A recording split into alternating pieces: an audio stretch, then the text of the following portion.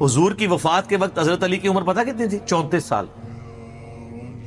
اور جتنی آپ جنگی کارنامے سنتے ہیں وہ 34 سال سے پہلے کے تھے. میری 42 سال ہونے والی ہے، آپ اندازہ کر لیں. 34 سال میں خیبر ہو چکی ہوئی ہے. تو خیبر کب لڑی گئی؟ جب حضرت علی کی عمر 28 سال تھی.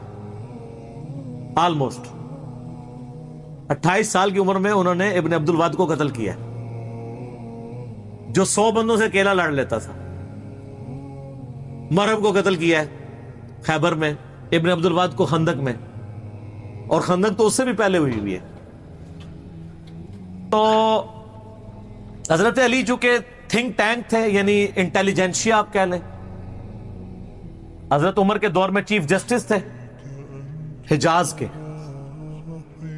کوفے کے چیف جسٹس ابن مسعود، شام کے چیف جسٹس ابو درداء، اور مدینہ میں چیف جسٹس مولا علی. تو وہ تو ایک مین پوسٹ کے اوپر تھے، اس لیے جنگیں نہیں لڑی. اب رہ گیا کہ وہ بعد میں جنگ جمل صفین نہروان کے لیے کیوں چلے گئے؟ وہ اس لیے چلے گئے کہ اس وقت مسلمانوں میں ہی 2 گروہ بن گئے تھے. حق ایمبیگوس ہو گیا تھا، مبہم ہو گیا تھا.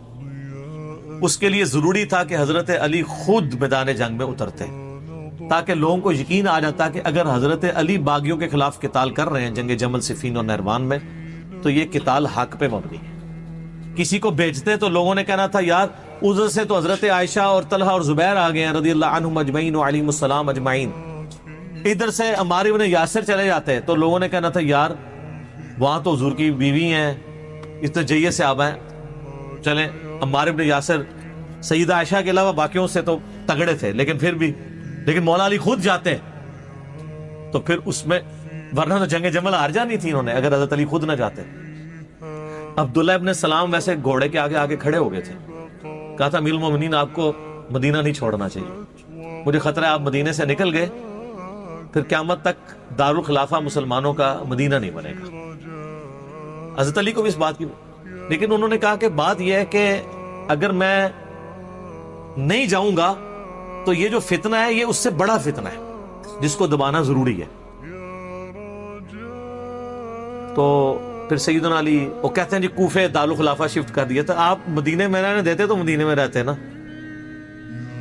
قصاص عثمان کے لیے آپ مجھے پاکستان میں بتائیں، یہاں پہ بھی دھرنا دینے والوں کو اتنی تمیز ہے کہ دھرنا کدھر دیتے ہیں؟ پشاور میں دیتے ہیں، کراچی میں، اسلام آباد میں. کیوں؟ کیپٹل سٹی ہے. تو خلفائے راشدین کے دور میں کیپٹل سٹی کون سا تھا؟ مدینہ. لیکن دھرنا دینے والے بصرہ اور کوفہ پہنچ گئے، 1000 کلومیٹر دور، کہ ہم خود بدلہ لیں گے، قانون کو ہاتھ میں لیں گے. تو پھر حضرت علی کی مجبوری تھی کہ آپ بھی ادھر چلے جاتے. پھر کوفہ ایک فوجی چھاونی تھی جہاں سے سب کو کنٹرول کیا جا سکتا تھا، رومن امپائر کو بھی جو گر چکی تھی اور پرشین کو بھی. وہ سینٹر میں، اس لیے حضرت عمر نے اپنے دور میں سے فوجی چھاونی ڈکلیئر کیا تھا.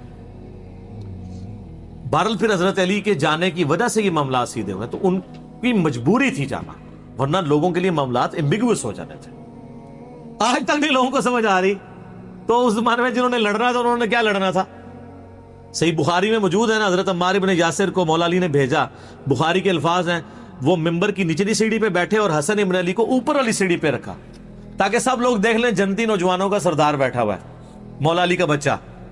اور کہا لوگو اللہ نے تمہیں آزمایا ہے، ایک طرف دنیا اور آخرت میں تمہارے نبی کی بیوی ہیں، رسپیکٹ کم نہیں کی، آخرت جنت میں بھی عائشہ حضور کی بیوی ہیں، لیکن اللہ نے تمہیں آزمایا ہے کہ تم عائشہ کی اطاعت کرتے ہو یا اللہ کی اطاعت کرتے ہو، کیونکہ اولو الامر منکم اس وقت مولا علی ہیں اور ان کی اطاعت اللہ کی اطاعت ہے.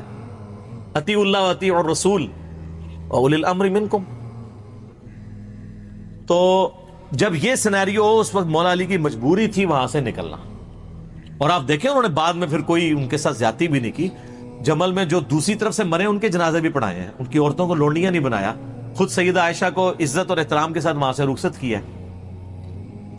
تو یہ کہنا کہ حضرت علی نے جنگیں نہیں لڑی ہیں، حضرت علی نے تو آپ کو سپر پاور بنوایا ہے، ٹھیک ہے، اس کے بعد بھی سب کچھ بنا کے آپ کے حوالے کیا ہے، تو آٹھ کو پھر بھی نہیں سامنے آ گیا. اور جب برا وقت آیا پھر بھی حضرت علی کے گھاٹے فٹ ہوا ہے اور الٹیمیٹلی ان کو بھی شہید کر دیا گیا.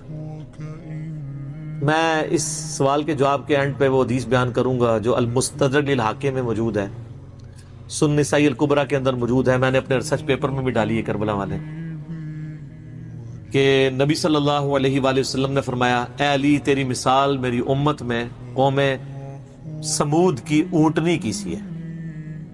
جس طرح قوم سمود نے صالح علیہ السلام کی اونٹنی کو قتل کیا تھا تو اللہ کا عذاب آ گیا تھا، اگلے زمانوں میں سب سے بڑا بدبخت وہ تھا جس نے اونٹنی کو قتل کیا، اور میری امت کا سب سے بڑا بدبخت وہ ہوگا جو اے علی تجھے قتل کرے گا اور تیری داڑھی کو تیرے سر کے خون سے رنگ دے گا۔ استغفر اللہ واتوب الیہ۔ تو مولا علی کی شہادت کے بعد جس طرح قوم سمود کی اونٹنی مری تھی تو قوم سمود پہ عذاب آیا تھا، حضرت علی کی شہادت کے بعد بھی امت پہ عذاب آیا کہ آج تک دوبارہ اسلامی نظام قائم ہی نہیں ہو سکا۔ آج آپ جتنی حکمرانوں کو گالیاں نکالتے ہیں اور آپ جناب 1400 سال سے دعا مانگ رہے ہیں اللہ عمر جیسا حکمران نصیب فرما، تمہاری دعا ہوں تک نہیں قبول ہو رہی ہے، کام بھی بڑا بڑا پایا ہے، بہت بڑا جرم آپ نے کیا ہوا ہے۔ تو لیکن اب آپ دیکھیں تبدیلی آ رہی ہے، اب لوگوں کو یہ پتہ لگنا شروع ہو گیا کہ واقعی یار کام ڈالا ہے، اور یہ تبدیلی اسی دور میں کیوں آئی ہے، پہلے تو یہ نہیں تھی۔ اب یعنی بچہ جو ہے وہ جمل صفین نہروان ڈسکس کر رہا ہے، ہمارے تو ابوں کے علماء کو بھی نہیں تھی پتا۔ کیوں؟